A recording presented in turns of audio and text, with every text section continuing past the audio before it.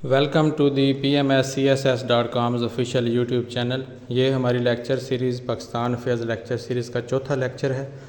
اور اس سے پہلے کے لیکچرز میں ہم نے علی گڑھ موومنٹ، امپیکٹس آف علی گڑھ موومنٹ اور دارالعلوم دیوبند موومنٹ کی سروسز اور کنٹریبیوشنز آپ کے سامنے پیش کی، اور آج کے لیکچر میں ہم علی گڑھ اور دیوبند موومنٹ کا کمپیریزن آپ کے سامنے پیش کرنے کی کوشش کریں گے۔ آج کے لیکچر کو بہتر طریقے سے سمجھنے کے لیے اگر آپ نے پہلے کے 3 لیکچرز سن رکھے ہیں تو زیادہ آسانی رہے گی۔ اس کے علاوہ ہم نے یہ لیکچر سیریز اور اس کی سارا مٹیریل نہ صرف PMS اور CSS کے سلیبس کو مد نظر رکھ کے ڈیزائن کیا ہے، بلکہ یہ اگر آپ 1 پیپر کے اسپائرنٹ ہیں BPSC یا FPSC کے لیے، اس کے لیے بھی آپ کے لیے یہ مفید ثابت ہوں گے۔ تو آئیے سٹارٹ کرتے ہیں آج کا ٹاپک، کمپیریزن بٹوین علی گڑھ اینڈ دیوبند موومنٹ۔ سب سے پہلا جو ان کا ڈیفرنس آتا ہے وہ ایجنڈا فارمیشن ہے، کیونکہ علی گڑھ موومنٹ اگر ہم دیکھیں تو ہم کہہ سکتے ہیں کہ یہ ایک مٹیریلسٹک موومنٹ تھی جس میں بنیادی مقصد اکنامک امپرومنٹ تھا۔ یہ اسٹریٹجی کس حد تک افیکٹو تھی، یہ ہم نے اپنے لیکچر میں جو علی گڑھ موومنٹ پہ ہمارا لیکچر ہے اس میں ہم نے ڈیٹیل کے ساتھ ڈسکس کیا ہے، کیونکہ کسی بھی موومنٹ کا ایجنڈا یا ان کے آبجیکٹیوز، ان کی اسٹریٹجی کو سمجھنے کے لیے ان سرکمسٹانسز کو سمجھنا پڑے گا جس میں وہ تحریک، وہ موومنٹ لانچ کی گئی، وہ تحریک شروع ہوئی۔ تو ایجنڈا فارمیشن علی گڑھ موومنٹ کا مسلمانوں کی اکنامک امپرومنٹ تھی، جس کے لیے ایجوکیشن کو ایک ہتھیار کے طور پر استعمال کیا گیا، ایجوکیشن کے ساتھ آگے بڑھنے کی کوشش کی گئی، بات کی گئی۔ جبکہ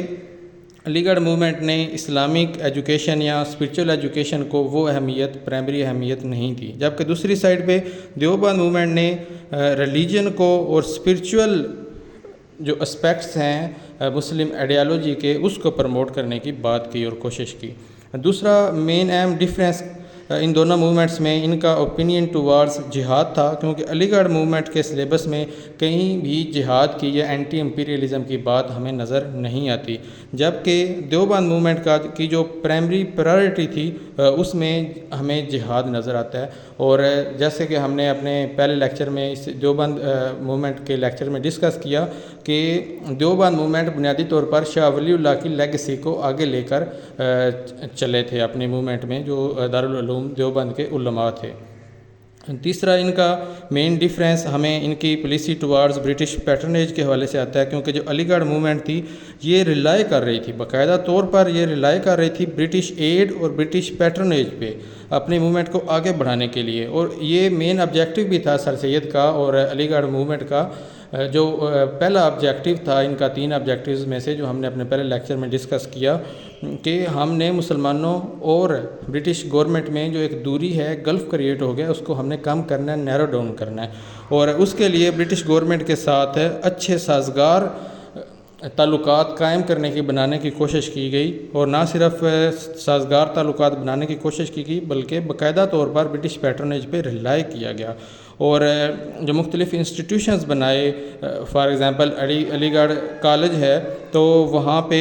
جو ایڈمنسٹریشن تھی اور ایجوکیشنل سٹاف تھا اس میں بہت بڑی تعداد میں ہمیں برٹشرز بھی نظر آتے ہیں، جبکہ اس کے برعکس اگر دیوبند موومنٹ میں ہم دیکھیں تو وہاں ہمیں کسی قسم کی کوئی ایڈ یا برٹش سٹاف نظر نہیں آتا۔ چوتھا مین ان میں ڈیفرنس اگین جیسے کہ ابھی بات ہوئی ہے کہ کلیش آف آبجیکٹیوز ہے۔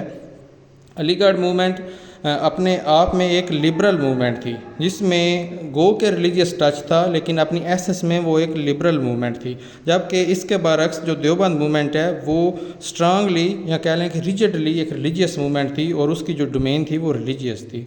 مسلم سیپریٹزم کے حوالے سے دونوں موومنٹس نے مسلم سیپریٹزم کو پروموٹ کیا، لیکن ان کی اپروچ یا ان کا جو کہہ لیں کہ کنکلوژن ہے یا جو ایم ہے مسلم سیپریٹزم کے حوالے سے وہ جدا جدا ہے، اور یہ چیز ہمیں بعد میں جب فریڈم موومنٹ یا پاکستان موومنٹ آگے بڑھتی ہے وہاں نظر آتا ہے کہ علی گڑھ کے جو اسٹوڈنٹس ہیں یا علی گڑھ کے ساتھ جو ایسوسیٹڈ لوگ تھے ان سب نے پارٹیشن کو سپورٹ کیا، جبکہ دارالعلوم دیوبند کے ساتھ جو علماء منسلک تھے ان میں سوائے مولانا شبیر احمد عثمانی کے کسی نے بھی پارٹیشن کو اس طرح سے سپورٹ نہیں کیا۔ چھٹی چیز اس میں اپروچ ٹوارڈز ریلیجن ہے۔ علی گڑھ موومنٹ نے ریزن کو، لاجک کو یوز کرتے ہوئے، یعنی کہ ماڈرن ویسٹرن ایجوکیشن کو استعمال کرتے ہوئے اس کے بیس پہ جو انٹرپریٹیشن کی اسلام کی، اس نے ایک kind of new religious discourse ہمیں دیا، ایک ماڈرن آؤٹ لک دی ہماری ریلیجیس انٹرپریٹیشن کو، جبکہ اس کے برعکس جو دیوبند موومنٹ تھی وہ کہیں نہ کہیں اپنی ایسنس میں ایک سیکٹ کو پروموٹ کرتی ہمیں نظر آتی ہے، کیونکہ وہاں جو مختلف سیکٹس ہیں اسلام کے، ان کے خلاف بھی ہمیں دیوبند کے علماء فتوے دیتے ہوئے نظر آتے ہیں۔ تو اس حساب سے اگر دیکھا جائے تو علی گڑھ موومنٹ ایک مور انکلوسیو موومنٹ تھی، جبکہ دیوبند موومنٹ اس طرح سے انکلوسیو موومنٹ نہیں تھی۔ لیک آف انٹلیکچوئلزم ایک اہم پوائنٹ ہے، کیونکہ یہ دونوں موومنٹس، علی گڑھ موومنٹ بھی اور دیوبند موومنٹ بھی، یہ انٹلیکچول ڈومین میں کوئی بہت زیادہ کنٹریبیوشن دینے میں ناکام رہے ہیں، چاہے وہ لٹریچر کے حوالے سے ہو، کیونکہ ان دونوں کا ایم ہی شاید ڈیفرنٹ تھا۔ جیسے حمزہ علوی ایک بہت بڑے ہسٹورین ہیں، اور اگر آپ لوگ واقعی انٹرسٹڈ ہوں، سوائے اس سے پریپریشنز سے ہٹ کے اگر آپ پڑھنا چاہیں، تو حمزہ علوی ایک بہترین ہسٹورین ہیں، ایک بہترین شخصیت ہیں، جنہوں نے پری پارٹیشن اور پوسٹ پارٹیشن، جیسے 1971 کی ڈسممبرمنٹ آف بنگلہ دیش، ڈسممبرمنٹ آف ایسٹ پاکستان جو بعد میں بنگلہ دیش بنا، اس کے حوالے سے ہو یا پارٹیشن کے حوالے سے یا ہماری سوسائٹی اور اسٹرکچر کے حوالے سے، حمزہ علوی ایک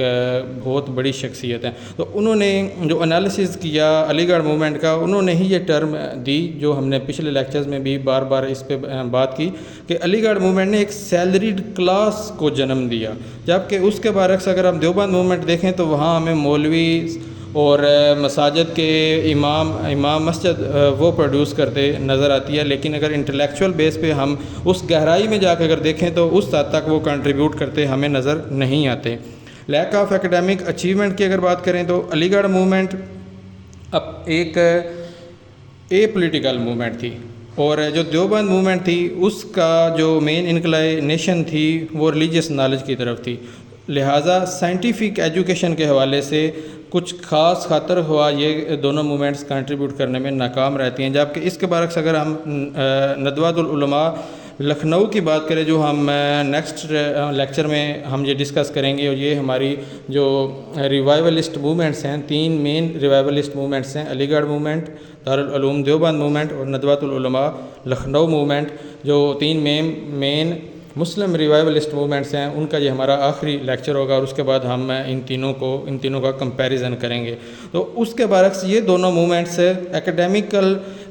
اچیومنٹس کے حوالے سے ہمیں اتنا خاطر خواہ کوئی ایڈیشن کرتی ہوئی نظر نہیں آتی۔ فارن پالیسی کا ایک مین ڈیفرنس دیکھیں اگر ان دونوں موومنٹس کا، دیوبند موومنٹ اور علی گڑھ موومنٹ، ان کے ہم آبجیکٹیوز دیکھیں تو وہاں ہی ہمیں یہ چیز کلیئر ہو جاتی ہے کہ جو علی گڑھ موومنٹ کی اپروچ تھی ٹوارڈز فارن پالیسی یا جو دنیا میں جو کچھ بھی واقعات ہو رہے تھے، اس میں وہی تھی جو انگریز کی تھی۔ جیسے آٹومنز کی بات ہے یا خلافت موومنٹ میں ہم دیکھتے ہیں کہ وہاں دیوبند موومنٹ نے کھل کر آٹومن امپائر کی جو پریزرویشن تھی اس کو سپورٹ کیا، جبکہ علی گڑھ موومنٹ نے جو انگریز کی فارن پالیسی تھی اسی کو سپورٹ کیا، کیونکہ آخر ان کا جو پرائمری آبجیکٹیو تھا وہ انگریزوں کے ساتھ سازگار تعلقات تھے، اور جو پہلا جو سٹارٹنگ پوائنٹ ہے وہاں ہی ہمیں رسالہ Asbab Baghawat Hind, the causes of Indian revolt by sir Syed Ahmad Khan, وہ نظر آتا ہے، جس کا مین مقصد یہی ہے، اور جو پہلا آبجیکٹیو تھا سر سید احمد خان کے موومنٹ کا، جو بعد میں علی گڑھ موومنٹ کہلائی، کہ انگریزوں اور مسلمانوں میں جو دوری ہے اسے کم کرنی ہے۔ تو یہ ایک شارٹ سا اور کمپیریزن تھا جو آپ کے سامنے ان دونوں موومنٹس کا پیش کیا گیا، لیکن اس کو بہتر طور پر سمجھنے کے لیے آپ کو ان دونوں موومنٹس کی ہسٹری، ان کی فارمیشن، ان کی اسٹیبلشمنٹ، ان کی کنٹریبیوشن سروسز اور اس کے امپیکٹس، اس پہ جو پہلے 3 لیکچرز ہیں اگر وہ آپ سنیں گے تو آپ بہتر طریقے سے سمجھ سکیں گے۔ اور اگر آپ کو یہ ویڈیو پسند آئی تو چینل کو سبسکرائب کریں اور اس ویڈیو کو لائک کریں، اور امید ہے کہ یہ سیریز آپ کے لیے کافی فائدہ مند ثابت ہوگی۔ بہت شکریہ جی۔